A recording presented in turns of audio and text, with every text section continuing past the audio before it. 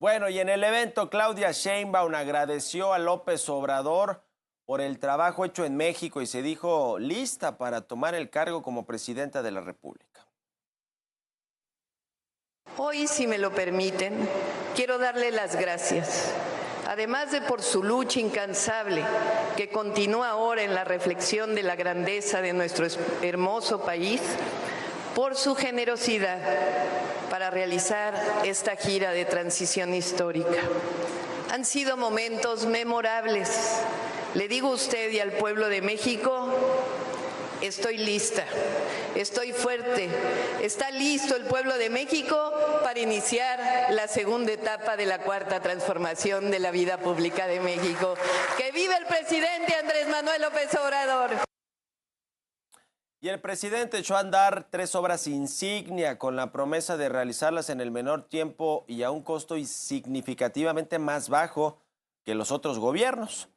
En el caso del Tren Maya, la idea del gobierno era gastar 150,000 millones de pesos, pero al cierre de sexenio se disparó esta obra pues más del doble, hasta los 500,000 millones de pesos. Mientras tanto, la refinería en Dos Bocas, Tabasco, allí la promesa era de construirla con solo 8,000 millones de dólares. Sin embargo, hace unos meses se reconoció que se gastaron por lo menos 12,000 millones de dólares y todavía no está lista ni está funcionando al 100% la refinería. Me refiero no de su producción total, pero de su funcionamiento, de todas la infraestructura y las plantas que hay dentro de la refinería. Bueno, pues están funcionando apenas en una fracción de su capacidad. Agencias como Bloomberg han dicho que esta inversión, en realidad, de 8, según el gobierno reconoce 12,000 millones, pero en realidad ha sido de más de 20,000 millones de dólares esta inversión para la refinería de Dos Bocas, que si lo trasladamos al tipo de cambio más o menos al actual, estaría por los 400,000 millones de pesos. Es decir, cerquita del presupuesto del Tren Maya de estas 2 obras que pues hoy por hoy, así que digamos que están funcionando muy bien, la verdad es que no. Y para el Aeropuerto Internacional Felipe Ángeles, el gobierno presupuestó en el 2019 cerca de 74,535 millones de pesos y para el 2024 la Secretaría de Hacienda ya le había asignado esta terminal aérea al Felipe Ángeles 116,000 millones de pesos, es decir, que hubo un sobrecosto considerable de todas estas obras de infraestructura del presidente que, pues ya le decía, la verdad es que hoy ninguna está funcionando de forma óptima, ni siquiera el aeropuerto Felipe Ángeles, que fue el primero que terminaron, con un sobrecosto, pero que hoy pues no está ni a la mitad de operaciones, en la realidad. Y en seguridad, otro gran pendiente del López Obrador, quizá el más y el más doloroso para el gobierno y para la sociedad mexicana, para la población mexicana. Hasta el final el gobierno mantuvo su estrategia de seguridad, abrazos no balazos, con casi 200,000 homicidios dolosos, 198,722, pero bueno, pues qué dato, qué cifra, que será una gran mancha y una pésima herencia, una herencia maldita para la siguiente administración, esta de la inseguridad y la violencia, que pues los datos son los datos. Y aquí sí no hay otros datos, sino los que entrega el propio gobierno, el secretario de Ejecutivo de la Secretaría de Seguridad Pública, que son pues cerca de 200,000 homicidios dolosos, el sexenio más violento y sangriento de la historia, superando a los que tanto critica el presidente, a los de sus antecesores Enrique Peña Nieto y Felipe Calderón, con 130,000 y 102,000 casos respectivamente. En materia de salud, otro gran pendiente igualmente doloroso para las familias y los ciudadanos mexicanos. El presidente celebró al inicio del mes la implementación del sistema IMSS Bienestar y aseguró que es el sistema de salud pública más eficaz del mundo. Bueno, ya sabe, sus comparaciones domingueras del presidente López Obrador sin datos puntuales. Dice que mejor que Dinamarca está el sector salud del país. Sin embargo, durante el sexenio aumentó en casi 23% la cifra de mexicanos sin acceso a los servicios de salud, según las cifras del Coneval, que lo quieren desaparecer, por cierto. Durante la pandemia de COVID-19 murieron más de 300,000 personas y no se puede dejar de lado tampoco el desabasto de medicamentos y de tratamientos para la población mexicana, uno de los grandes pendientes. Ahora, le echa porras al IMSS Bienestar, pero pues no reconoce el fracaso de los primeros 2 años del gobierno con el INSABI, que prácticamente ya está desahuciado. Reconoció el gobierno que este organismo que sustituyó al Seguro Popular no funcionó y entonces se tuvo que echar a andar emergentemente el IMSS Bienestar. Pero bueno, se perdieron 2 años en los que la salud sigue estando, pero estaba todavía peor al inicio del sexenio con este proyecto fallido del INSABI, que quizá ya no se acuerda o no se quiere acordar el presidente López Obrador de que ese instituto fue un fracaso auténticamente. Y durante estos 6 años, el presidente López Obrador estableció un sistema de comunicación conocido como las mañaneras, en el que tiene un acercamiento con el pueblo y con los medios de comunicación sobre los asuntos más relevantes del país. Se convirtió en su arenga política de todas las mañanas del presidente López Obrador. No fue un diálogo circular con los medios de comunicación, no fue una conferencia de rendición de cuentas y de transparencia. Esa es la realidad. Fue un espacio donde el presidente López Obrador subía al paredón a todos los que considera sus adversarios y bueno, pues eso polarizó a la sociedad mexicana. Una de las grandes acciones que tiene que emprender Claudia Sheinbaum tan pronto arranque su gobierno mañana, después de que le den la banda presidencial, será la reconciliación nacional. Porque si hay algo hoy en México es una polarización, es decir, enfrentamientos entre clases sociales, entre bandos y entre quienes comulgan con el actual gobierno y quienes no. Mucho de esta polarización ha sido impulsada por el presidente López Obrador desde sus mañaneras, desde el Palacio Nacional, donde todas las mañanas, de lunes a viernes, durante 2 o 3 horas, se dedicaba pues a decir a diestra y siniestra lo que quería el presidente López Obrador, sin que necesariamente fuera este diálogo circular que él propuso desde un inicio. Buenos días. ¡Ánimo! Desde el lunes 3 de diciembre de 2018, fecha en que Andrés Manuel López Obrador inició las mañaneras desde Palacio Nacional, hasta la fecha, ha ofrecido más de 1,400 de estas conferencias. Los temas han sido amplios, desde informes de seguridad hasta presumir regalos. Me canso ganso. En promedio 2 horas diarias de este ejercicio, pero en ocasiones se ha alargado hasta rebasar las 3 horas y media. Hasta mostró su lado musical. Más de 55 canciones se han reproducido en las conferencias, el más repetido en 5 ocasiones, Chicoche, seguido de Pablo Milanés, Los Tigres del Norte y Amaury Pérez. Uy, qué miedo, mira cómo estoy temblando. Uy, qué miedo, mira cómo estoy temblando. El dólar va para arriba y el peso sigue bajando. Uy, qué miedo, mira cómo estoy temblando. Entre las palabras más utilizadas y repetidas por López Obrador de 2018 a la fecha, se encuentran pueblo, corrupción y conservadores. El fin de la política neoliberal. Todos estos conservadores vamos a invitarlos un día aquí. Pero, por fortuna, el pueblo que es sabio supo decidir. Pero también están hipócritas, fifís, corruptos, clasistas, neoliberales, no somos iguales, Cuarta Transformación, Tren Maya, Sistema de Salud como Dinamarca, entre otras. El jefe del Ejecutivo ofrecerá la última conferencia este lunes 30 de septiembre y por la tarde alistará los detalles para el acto protocolario de la entrega de la banda presidencial. No, pues ya. Ya me hicieron el día. Vámonos. Con información de Antonio Anistro, Heraldo Media Group.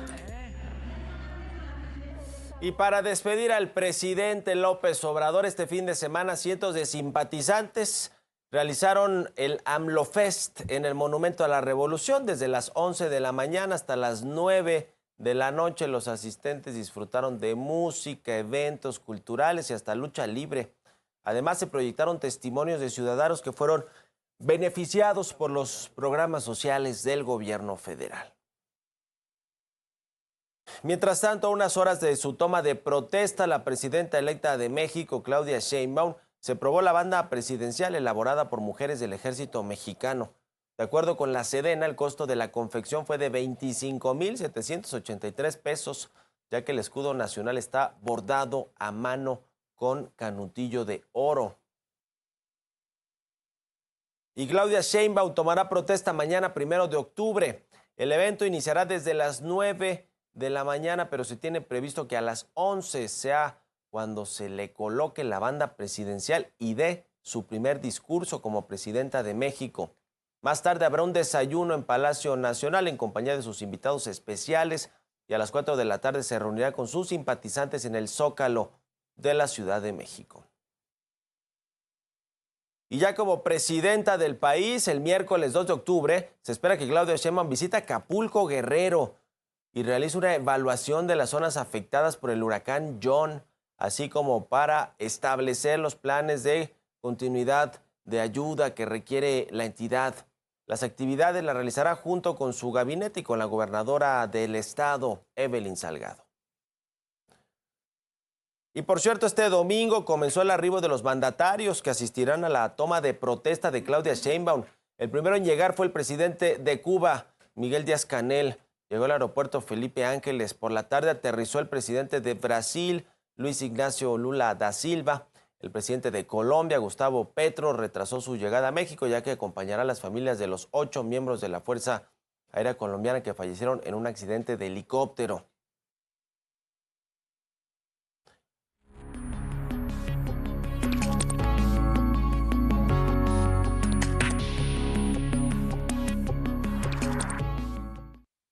El balance del gobierno del presidente López Obrador, 6 años de claroscuros.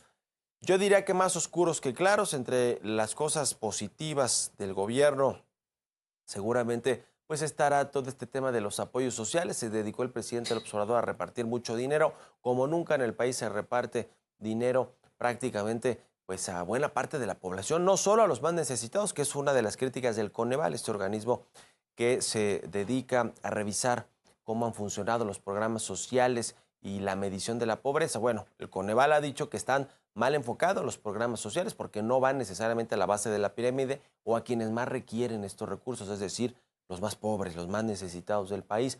El presidente ha hecho pensiones universales, por ejemplo, para adultos mayores, para personas con discapacidades, para jóvenes de ciertas edades que no trabajan y no estudian y que están buscando su primera oportunidad laboral, y en fin, así muchos otros más para los productores, los de Sembrando Vida, en fin, cantidad de recursos que se han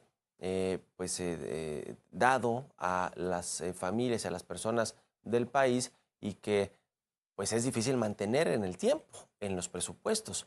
Vamos a ver cómo le va a Claudia Sheinbaum con este tema, porque muchos de estos programas sociales pues ya están en la Constitución, es decir, se tienen que obtener recursos sí o sí para financiar estos programas sociales.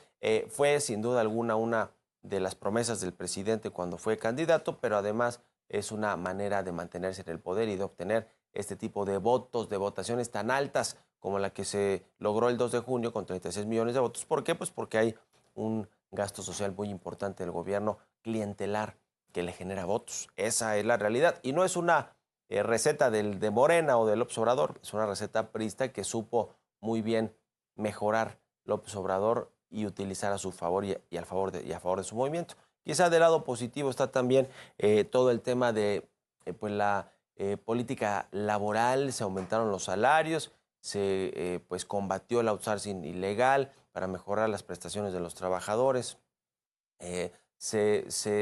digamos, restituyeron muchos derechos laborales en términos de prestaciones que no se tenían, con las afores, con los temas de las aportaciones patronales para el retiro de los trabajadores. En fin, hubo un avance en la política laboral del país, eso sin duda parece un logro.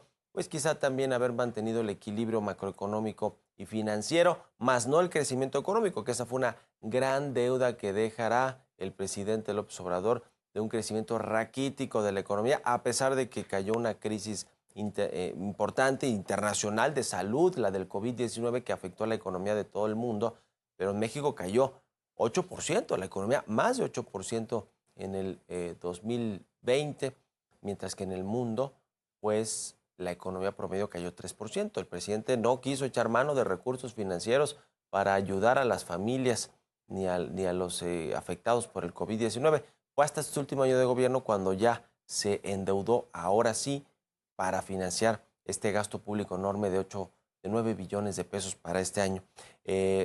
en todo caso, si bien se puede reconocer que hubo equilibrio financiero económico, pues deja una deuda enorme con el tema del crecimiento. Él prometió 3 o 4% y no crecimos ni uno promedio en sus 6 años de gobierno. Y en los oscuros, en lo que fue terrible a mi juicio, ustedes tendrán la mejor opinión, pues es la inseguridad y la violencia, 200,000 muertos a cuestas, con países controlados, con ciudades y estados y localidades del país controlados totalmente por el crimen organizado. Bueno, el caso de Sinaloa es un botón de muestra, pero está Chiapas, pero está Tamaulipas, pero está Sonora y el Bajío, por supuesto, también con Guanajuato, otros estados que controla la oposición.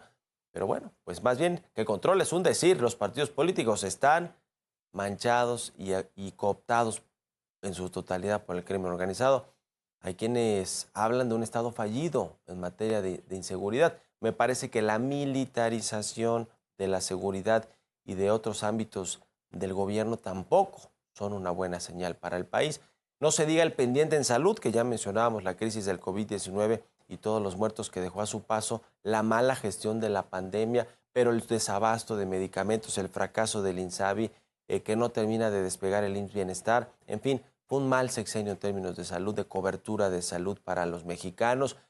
¿Qué decir de la educación? Con todos los cambios en la política, en los libros de texto, en la ideologización de la educación y de pues, los comunistas, como les dicen algunos empresarios que están a cargo de precisamente esto, de la publicación de nuevos libros de texto y de cómo se enseña hoy en las escuelas de México, de todos los niveles, pero pues quizá donde más preocupa y llama la atención es en la educación primaria y secundaria, donde están precisamente todos estos libros de texto de la Secretaría de Educación del país. Y bueno, así nos podríamos ir con cada uno de los sectores. No se erradicó la corrupción. Bueno, está el caso puntualmente y reconocido por López Obrador de Segalmex, entre 11,000 o 15,000 millones de pesos defraudados, sacados del erario para fines de corrupción, pero están en todas las áreas del gobierno la corrupción. Se mantuvo el tema de la corrupción y no se diga la impunidad, porque con el manto protector del presidente y de la 4T de que nosotros somos impolutos y no somos corruptos, pues nadie va a la cárcel, porque pues nosotros no tenemos ese problema de la corrupción. Es decir, no solo hubo mucha corrupción en este sexenio, parecida o más en algunos sectores y dependencias que la de sexenios anteriores, pero que incluso ahora se cubrió de impunidad al decir que ellos, los de la 4T, no son corruptos. En fin, muchos otros de este tipo de pendientes dejará y heredará a la próxima presidenta, el actual todavía presidente por unas últimas horas, López Obrador. Y bueno, qué decir de las empresas del Estado de materia energética, de Pemex y de CFE, también con problemas operativos de deuda muy importante. Y bueno, pues vamos a ver cómo le toca a Claudia Sheinbaum entrarle al toro por los cuernos, cómo viene este discurso de mañana, que va a ser muy relevante el mensaje que envíe a todo mundo, de reconciliación o no, qué tan contundente será en temas de combate a la inseguridad y a la violencia, de reconciliación con socios comerciales como Estados Unidos, como España, a pesar de que no se invitó, dice el presidente López Obrador, porque así lo decidió Claudia Sheinbaum, al rey de España, Felipe VI. En fin, habrá muchas cosas que ver también, cómo viene el paquete económico y demás. Es un mensaje importante, y cómo vienen pues, los primeros días del gobierno. ¿Qué mensajes va a dar? ¿Qué anuncios va a dar ya una vez que tenga la banda presidencial y que esté en Palacio Nacional como la jefa del Ejecutivo, la primera presidenta de México, Claudia Sheinbaum? Vamos a darle el beneficio de la duda. Seguramente buscará ponerle su propio sello, sus propias políticas, y ya lo estaremos viendo.